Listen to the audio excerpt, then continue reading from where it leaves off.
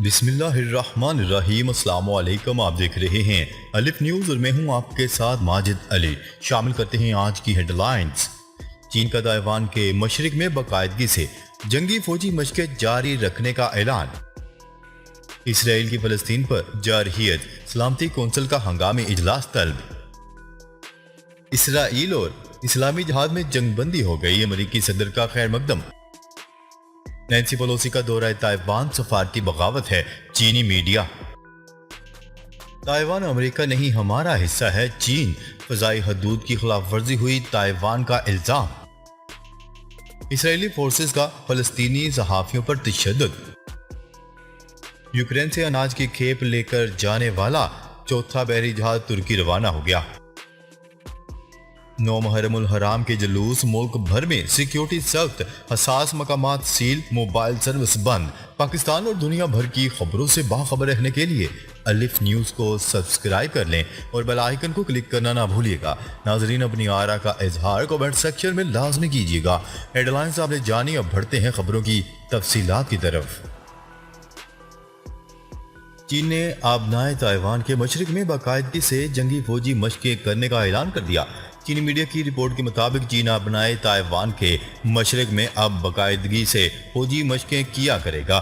چینی میڈیا کا کہنا ہے کہ چین اور تائیوان کے درمیان تنگ سمندری راستے کی درمیانی لائن غیر سرکاری لائن آف کنٹرول ہے، جسے عام طور پر چین اور تائیوان کے فوجی طیارے اور جنگی بحری جہاز عبور نہیں کرتے۔ اس کنٹرول لائن کی کبھی کوئی قانونی حیثیت نہیں رہی۔ پچھلی صدی میں امریکہ نے اپنی عسکری ضروریات کے لیے یہ تصوراتی لائن بنائی تھی۔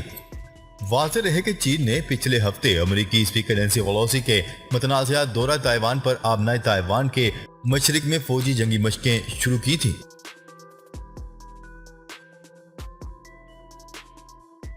خبر کے اگلے حصے میں بات کرتے ہیں۔ اقوام متحدہ کی سلامتی کونسل نے اسرائیل کے فلسطین پر فضائی حملوں کی شدید مذمت کرتے ہوئے آج ہنگامی اجلاس طلب کر لیا۔ اقوام متحدہ کی سلامتی کونسل نے فلسطین کی تازہ صورتحال پر غور کے لیے آج ہنگامی اجلاس طلب کر لیا ہے۔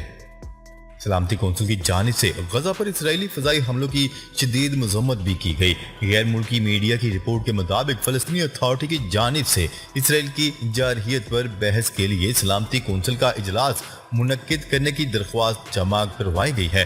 واضح رہے کہ اسرائیل کی جانب سے دوسرے روز بھی غزہ پر جارحانہ حملے جاری ہیں۔ اسرائیل کی جانب سے 2 روز کے دوران اب تک 6 فلسطینی بچوں سمیت 24 افراد کو شہید اور 200 سے زائد افراد کو زخمی کر دیا گیا۔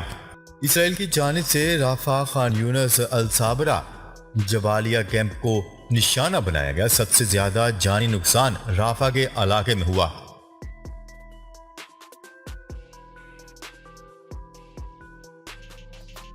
خبر کے اگلے حصے میں بات کرتے ہیں۔ اسرائیل اور فلسطین کی مزاحمتی تنظیم اسلامی جہاد میں جنگ بندی ہو گئی۔ پاکستانی وقت کے مطابق رات 1:30 بجے سے فریقین کے درمیان جنگ بندی پر عمل درآمد جاری ہے۔ اسلامی جہاد نے خبردار کیا ہے کہ اگر صہیونی فوج نے دوبارہ حملہ کیا تو بھرپور جواب دیا جائے گا۔ امریکی صدر جو بائیڈن نے فریقین کے درمیان جنگ بندی کا خیر مقدم کرتے ہوئے ثالثی کرانے پر مصری صدر کا شکریہ ادا کیا۔ صدر جو بائیڈن نے اسرائیلی حملوں میں شہریوں کی اموات کی تحقیقات کا مطالبہ کرتے ہوئے عام شہریوں کی اموات کو المیہ قرار دے دیا۔ خیال رہے کہ غزہ پر 3 دن کے دوران اسرائیلی فوج کے وحشیانہ فضائی حملوں میں 15 فلسطینی بچوں سمیت 44 افراد شہید ہو گئے، جبکہ 360 سے زیادہ زخمی ہوئے۔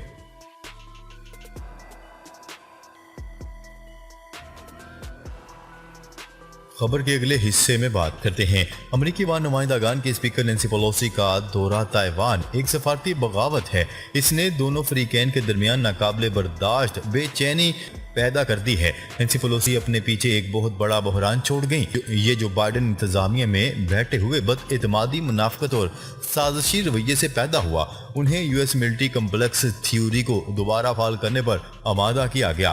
نیوز رپورٹ کے مطابق چین کے مضبوط پیغامات اور امریکہ کو اس کے اندرونی معاملات سے دور رہنے پر راضی کرنے کی مربوط سفارتی کوششوں کے باوجود امریکی ایوان نمائندگان کی اسپیکر نینسی پیلوسی نے اپنے منصوبے میں کوئی تبدیلی نہیں کی اور چین کے علاقے تائیوان کا دورہ کیا اور اس کے نتیجے میں چین اور اس کی قیادت کو ناراض کیا۔ نیوز رپورٹ کے مطابق ستم ظریفی یہ ہے کہ امریکی حکومت اور اس کی اسٹیبلشمنٹ اب بھی ایک چین کے حصول پر یقین رکھتی ہے اور ماضی میں دونوں فریقین کے درمیان دستخط کیے گئے 3 مکالموں کا احترام کرتی ہے، لیکن نینسی پیلوسی نے نام نہاد تائیوان آزادی پروجیکٹ کیوں شروع کیا؟ جواب آسان نہیں، لیکن بظاہر یہ تائیوان کے اسٹریٹجک جمود کو برقرار رکھنے اور چینی سرزمین کے ساتھ اس کے دوبارہ اتحاد کو تقریباً 5 سے 8 سال تک مؤخر کرنے کا منصوبہ بند اقدام ہے۔ یہ ایک سفارتی بغاوت ہے جس نے دونوں فریقین کے درمیان ناقابل برداشت گرمی اور بے چینی پیدا کر دی ہے۔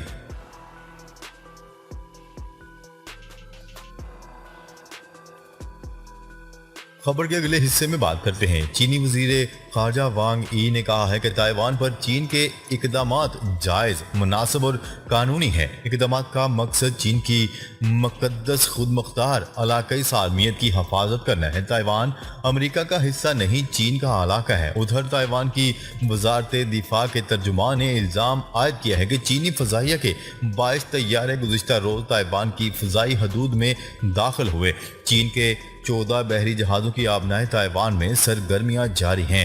چین نے آبنائے تائیوان کے مشرق میں فوجی مشقیں باقاعدگی سے کرنے کا اعلان کر دیا۔ چینی میڈیا کا کہنا ہے کہ چین اور تائیوان کے درمیان تنگ سمندری راستے کی درمیانی لائن غیر سرکاری لائن آف کنٹرول ہے، جسے عام طور پر چین اور تائیوان کے فوجی طیارے اور جنگی بحری جہاز عبور نہیں کرتے۔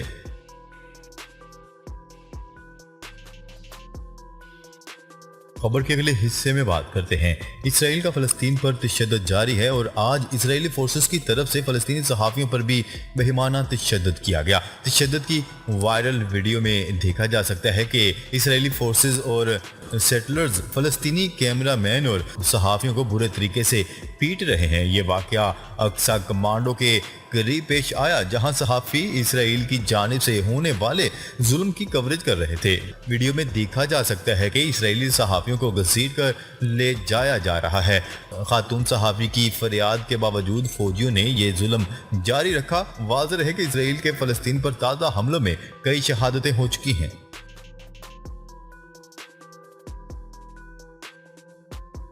خبر کے اگلے حصے میں بات کرتے ہیں۔ یوکرین سے اناج کی کھیپ لے کر 4 بحری جہاز ترکی کی جانب روانہ ہو گئے۔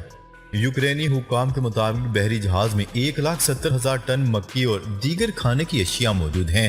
غیر ملکی خبرساں ایجنسی نے بتایا ہے کہ اناج برآمدگی پر روس یوکرین معاہدہ گزشتہ ماہ اقوام متحدہ اور ترکیہ کی ثالثی میں ہوا ہے۔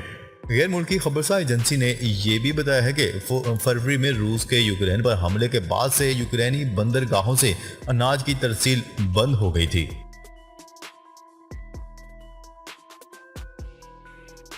خبر کے اگلے اور آخری حصے میں بات کرتے ہیں۔ ملک بھر میں آج 9 محرم الحرام کے موقع پر محرم الحرام کے جلوس نکالے جائیں گے۔ اس موقع پر سیکیورٹی کے سخت انتظامات کیے گئے ہیں، جبکہ بیشتر مقامات پر موبائل فون سروس بھی بند ہے۔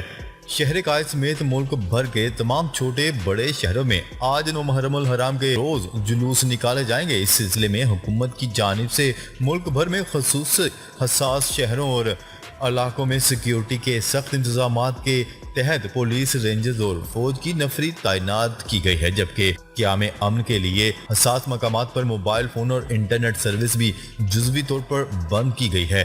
علاوہ ازیں موٹر سائیکل کی ڈبل سواری پر بھی پابندی عائد ہے۔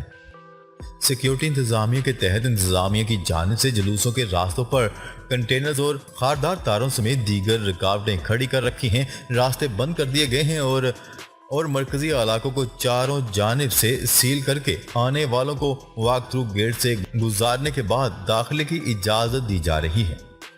ناظرین، اب تک کے لیے اتنا ہی۔ مزید خبریں لے کر بہت جلد آپ کی خدمت میں حاضر ہوں گے۔ تب تک کے لیے اپنا خیال رکھیے گا۔ اللہ نگہبان۔